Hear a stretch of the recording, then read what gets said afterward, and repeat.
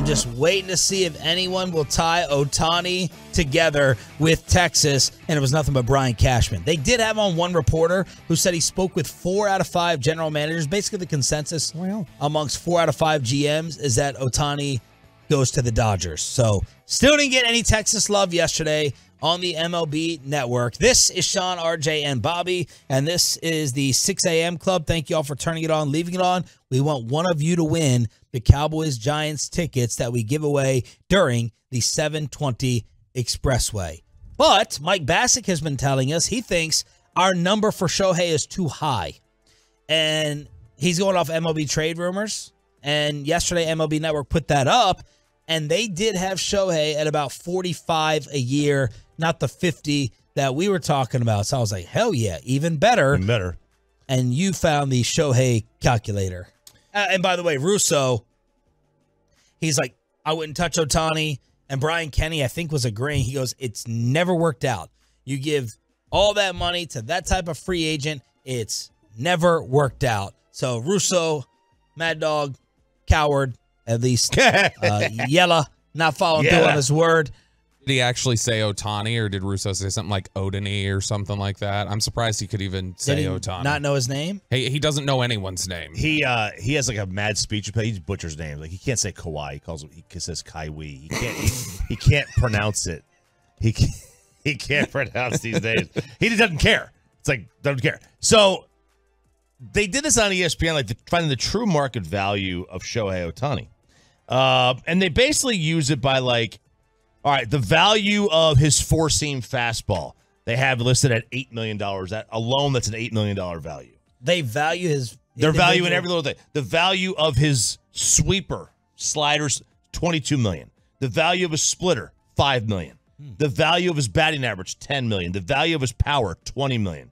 The value of his patience at the plate, $7 million. The value of his base running is a little bit less than $1 million. Everything else that's thrown in there, because they're using this on the percentage of his skill set based upon his WAR. And the value of everything else that encompasses is a little over 2. WAR, wins above replacement. So basically each win he's worth is about $8 million. Each win, and that's pitching and hitting. So his projected future worth, if you were to give him the ultimate actual net worth of everything that he does, which he'll never get. Right. It's a 12-year deal worth $912 million. It's $76 million a year. You're buying in bulk, though. You're not buying the individual trades. Yeah, you're packaging it together. Absolutely. So if you were to look at it, if you add all those together, they create a baseline estimated value of $76 million for on-field production. And with recent contracts reaching 10 years, even for players as old as 29, that 10-year deal is a flat $760 million. Over the 12 years, it's over $900 million. Now, aging, hurts the hit and miss stuff as he gets older. Like, it's probably going to be a very good contract until he's about 35. And then it'll be a okay contract until he's about 37. And then it'll be kind of a bad contract at the end. But a lot of guys are like that. Name me the 10-year contract that is in year 10 just as great as it was in year 1. And Mike was trying to make the point that teams don't care as much about the bad back end of the deal. So are you telling me that the Angels did not completely suffer from the end of Albert Pujols and the spending spree that they went on? Well, yes, they did, but that's their decision too, I think is what he's saying. Like, no, he's trying to say it's being offset by something. Like, they don't care about it as much. I know it's their decision, but there's factors that come into play to where they're like, okay, we're not going to worry about that. It's not going to sting us as much as maybe we all originally thought. The reason that that's the case is because, like, in year 1, 2, 3, 4, if they sign up at $45 million per year, they're probably getting $60 million worth of value out of them. Whereas in years 7, 8, 9, 10, they're only paying at 45. They're probably getting $30 million worth of value out of them, or whatever that number may be. So it does offset. You may come out a little bit ahead. You may come out a little bit behind. But very rarely do you see somebody finish out year 10, and they're just as happy with year 10 as the year 1. I was curious just because the the biggest example of this probably working out, the best example you could have of year 10 was still really, really good for a contract that we've seen play all the way out would probably be A-Rod when he signed that 10-year deal here in Texas. And I was just curious what year 10 looked like for him.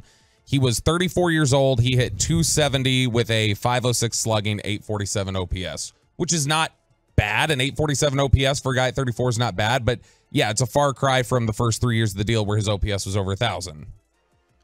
Are the Dodgers really going to let Clayton Kershaw look around and get away? That's another question because Bassick had told me in the hallway. Well, I know, right? What a flex. He doesn't think Chris Young is going to pursue Kershaw if the Dodgers want him back, and Clayton doesn't genuinely desire to go anywhere else. He's not going to try to steal him from them because as a former player, he recognizes the importance of legacy to each guy. So if Clayton says... still make an offer. Well, he's like, if Clayton says to him, I don't really have any desire to leave, and the Dodgers want him back, he's probably not going to try to money whip him here. Okay. He's going to be like, all right, he's hearing that or he's guessing? That's his guess. That's his guess as a former player, like how a former player would look at to another former player. Okay. And I totally appreciate that. I think that's why Chris Young's going to be loved here. And I think players are going to want to play for him because he does have that former player mentality to him where, yeah, it's not about just acquiring talent. It is about acquiring people or, families. It's about acquiring the right culture. It's about doing things a way that other players look at and respect. And I think if around the league they look at it and they say, okay, they could have, thrown all kinds of a bag of money at Clayton Kershaw, but that could have upset his legacy and made him make a decision he didn't want to make. And this is a legend in the sport. Now, you don't do this for everybody. We do this for some. Like Clayton Kershaw's already a legend in DFW. He's never thrown a single pitch for the Rangers. And he's already a legend in DFW. But the Dodgers, apparently, according to reports, do want him back. And that is something that, Clayton's going to decide. Does he want to go back? Does he want to come here? Kershaw, this feels like Darren Williams, where Darren Williams, superstar at the Colony High School. We will be in the Colony tomorrow for Firehouse Tour stop number 5. But Darren Williams was always one of these things where there was this flirtation and you thought, oh, eventually he's going to end up with the Mavericks. It's his hometown team. And he ended up here only after he had pretty much tapped out on most of his ability. Not all of it, but most of it. And it feels sort of like a similar thing where whenever Kershaw decides he's done being one of the top pitchers in the game or feels like he's competitively lost a step or whatever else, that's when I think you'll eventually see him be here in Texas. It's just the question of, does he feel like that's now? Does he feel like that's a few years from now? That it just feels like one of these inevitabilities that you're going to get him when he's ready to kind of hang it out. It's his velocity dipped a little bit and he did have some injuries. Obviously he's got a shoulder that he's getting cleaned up. And from what I heard, it's not Dr. Meister doing the surgery or did the surgery. But yeah, that's a question that they've got to answer. The Dodgers have got to answer that one too. I mean, how did the surgery go?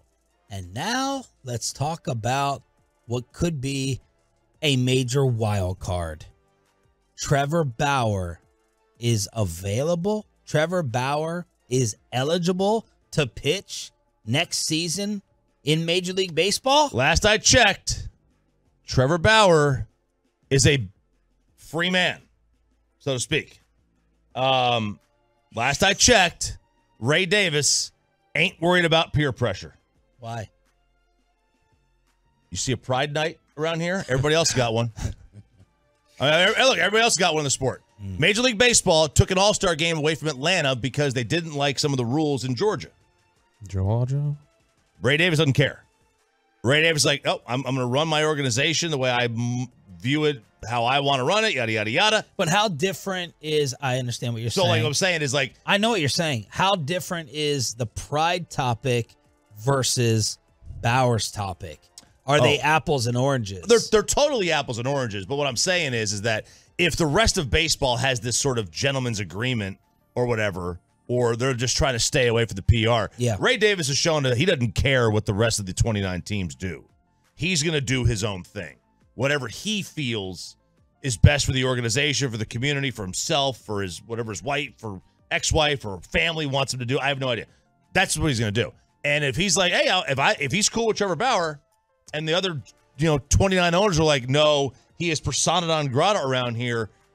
It wouldn't stun me if Ray Davis is like, I'm going to do my own thing. I don't care what the rest of the league's going to do. See, I disagree. I think when you point to something like the fact that they're the only team that doesn't have a Pride Night, I think that shows that it's the less chance. It's less of a chance. Maybe. Because I think it shows that Ray Davis has like, well, I have certain, ideals that I want my organization to follow, and I don't know that Trevor Bauer would then be somebody that he'd want to welcome. But then they also trade for Aroldis Chapman. So yeah.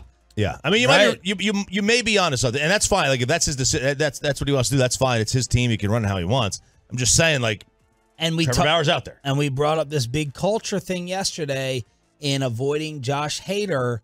Choppy, how much would you apply that to Bauer?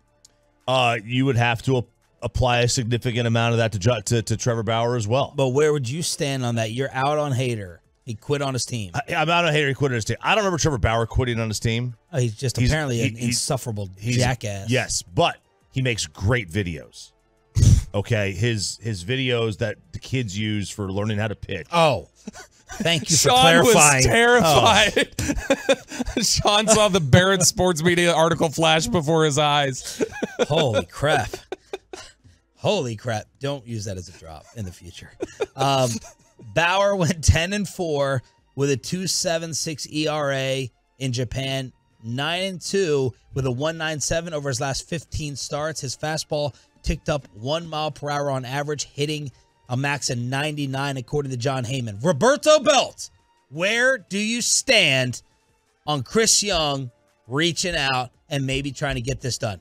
I'm out on Trevor Bauer. Why? Because I mean, when we talk about what you just mentioned there, more than anything else, it's the fact that were you out on Chapman? The book on him though has been like that he is an insufferable jackass, and like more than anything else, do you want to put that into this culture and everything else they do?